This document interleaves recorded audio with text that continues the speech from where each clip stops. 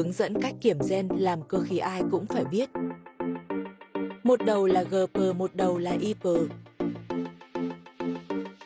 Gen M20 bước gen là 2, 5. Cách dùng rất đơn giản, chỉ cần vặn vào được đầu GP là đúng, còn không vặn vào được là nhỏ. Vặn vào được là lụm. Còn IP vặn vào được là rộng, còn không vặn vào được là ok các sếp nhé.